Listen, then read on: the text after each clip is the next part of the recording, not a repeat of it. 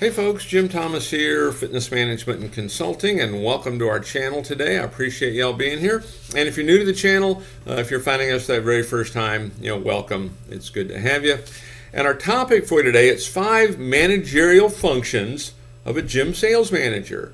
5 managerial functions of a gym sales manager. And I know for many gym sales managers, they come from sales, not necessarily with management experience. And I know when I first started as a manager, that was me. I came from sales, no real management experience. And so these tips, if you're that person, can really help. Or if you're in that role already and maybe struggling, you can take a look at this. Now, before we get into our topic today, just a quick reminder that my focus, my mission here in the channel is I want to be able to provide as much information as I can, to as many people as I can across the globe. And the best way I can do that is when you choose to subscribe to the channel. So if you've not yet done so, please take a moment, hit that subscribe button. I appreciate it. And then to learn more about me, learn more about my company, and how we can help take your business that next level, be sure to check out those links below. And then for you folks who are looking to open a new gym and you need funding, you're looking to acquire a gym, you need funding, you have an existing operation, you need funding, we can help provide funding for between $50,000 and $400,000 that is unsecured. There's no restrictions on use, and the basic qualification on that program is a 680 credit score or better in all 3 credit bureaus, Equifax, Experian, and TransUnion, and a minimum income of $50,000 per year each of the 2 previous years. You can check the links below under financing and funding, for more information on that program, as well as other financing options we have available for you as well. And so with that said, let's get into our topic here, and it's 5 managerial functions of a gym sales manager. Okay, I want to give you 5 things to think about. Number 1 on my list, identify a sales goal. Identify it. What is it? Do we know it? Okay. Do all of your staff know it? Okay. Do we know it for the club? Do we know it for the individual? I put that out there because I talk to a lot of folks and, well, Jim, we really don't have goals. We just know we need more. Okay. Well, it's hard to hit a target that's not there, right? So we want to have that goal, and then we want to make sure on a daily basis, we're watching that. What projections do we currently have relative to that goal, and then we manage based on that. We make decisions every day based on that. Okay, so you have to have the goal and make sure you know where you're at right now, projection-wise, relative to that goal. Then every day you're managing based on that. Number 2, this is something else I see frequently, is you have to create a sales plan. You have to have a plan of action. And from my perspective, I like for the manager to have a plan of action for the month. I want depending on how you guys do it, but maybe it's a weekend manager has a plan of action, or my assistant manager has a plan of action for every weekend. I want to plan this out. If we don't plan it, we have a tendency just to kind of handle what comes our way. And if nothing's coming our way, we're not going to write business, right? So we want to write a plan of action. If we're doing closeouts, I want a plan of action for the closeout, okay? And you can check the channel here on how to write a plan of action, completely walk you through it. To me, this is a must. And we're going to have a starting point. What's working well, what's not. It's totally objective. What's the goal? And there's 2 kinds of goals. When you go through that video, you'll see. There's a tangible goal, which is our numbers. It's all the numbers. This many new leads, this many calls, this many contacts, this many appointments, this many shows, this many conversions, all the numbers, right? That's the tangible goals. And then you have the intangible goals.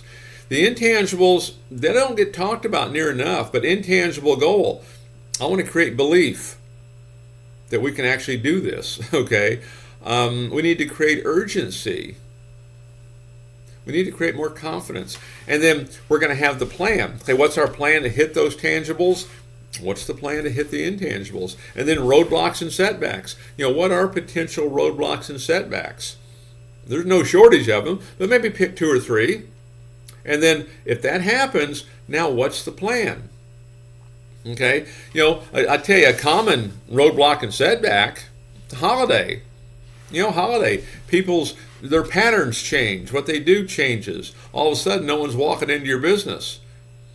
Still have to pay rent, still have to pay staff. What's the plan to change that? There's always an answer. Okay? So make sure you create a sales plan. Make sure you have that plan of action. Number 3 on my 5 managerial functions of a gym sales manager, provide training opportunities. Provide training. You have to train your staff. Okay? Train them on a regular basis. I mean, at least once a week, have a 1-hour training class. It starts on time, it ends on time. You've got an agenda. You're going to train your staff to get better. Really, there's nothing that's going to create loyalty more than training somebody. You're going to make them better at what they do. They're going to make more money. They're going to have more fun. It really is the baseline of really what you work off of. Have management training. You might have folks that want to get into management. Carve out another hour during the week and, hey, we're going to do some management training. And believe it or not, one of the best things you can do for management training is teach someone how to write a plan of action. Okay? Every day do some kind of training. Every day take 5-10 minutes. Nothing at all. And just role play a scenario that happens within that, selling situation. Okay, give some scenarios. They don't have to be overly complicated. Just make them simple. We want to focus on the things that happen all the time. Okay, not the things that happen, 1 in 100 times. But provide regular training. Can't stress it enough. I hear too many folks, well, they already know it. And the thing is, we're either getting better or we're getting worse. Keep training, keep focused. You want to become a student of this. Number 4, motivating the team. 5 managerial functions of a sales manager. Motivating the team. A lot of you folks have heard me talk about this before, but our job as management is we want to create an atmosphere that allows a motivated person to act. When they come to you with a question, it has to be a safe environment. They can't be afraid to come to you that they're going to get screamed at for doing something. Okay? We want to catch them doing something right. I know I've told a lot of folks this over the years, for me as a manager, for me as an owner, and even still when that opportunity presents itself, when someone makes that sale, every single time I'll shake their hand and I'll say thank you. No matter how they're doing, no matter what's going on, how good or bad it is, thank you for that sale. I constantly want to reinforce the value of that to me and the value of what they're providing and the good that they're doing. Okay, there's too often, oh, you didn't do this, you didn't do this, you didn't do this. Thank you for that sale. We'll address the other some other time. And then number 5 on my list is recruiting and hiring, basic managerial function. And if you're going to have long-term success, this is crucial. I've seen too many really good managers. I say good managers. They're good at producing numbers. They weren't necessarily good at producing people. But they produced numbers, they were hard workers, had great attitudes, but they, for whatever reason, couldn't develop that art of producing staff or didn't take the time to do it. Eventually it wears you out because you can't do everything. And so you want to get a process in place whereby we're keeping our pipeline full. Create a little email database, and you're always sending out emails about, hey, here's what's going on, and here's the culture, and here's what's happening. We're always within arm's length of finding somebody, okay? And then make sure when we're doing the hiring, get other people involved in it, okay? Don't just make it you. I think one-on-one hiring is a difficult thing to do, to really decide, oh, yeah, that person can do it, and even for that person to say, oh, yeah, this job is for me. Get a couple other folks that you trust, to do the interview. Maybe invite that prospective employee in to work a day. You'll pay them for a day. See what they think, see if they like it, see if you like them, okay? But recruiting and hiring is going to be so crucial. And then if you're doing what we talked earlier on training, provide that culture for them, you're motivating them, now you're going to keep them. Now you've got a winning environment. Because ultimately, if you're the manager and you're trying to advance, you have to be able to replace yourself, right? And that's kind of what we're doing here. A staff of really good people getting better and better, replace yourself, now you push yourself up. The idea. So folks, again, my name is Jim Thomas. My company is Fitness Management and Consulting. Hope you found the information beneficial here today. And if you've not yet done so, please take a moment, hit that subscribe button. We appreciate it. To learn more about me, learn more about my company, and how we can help take your business that next level, be sure to check out those links below.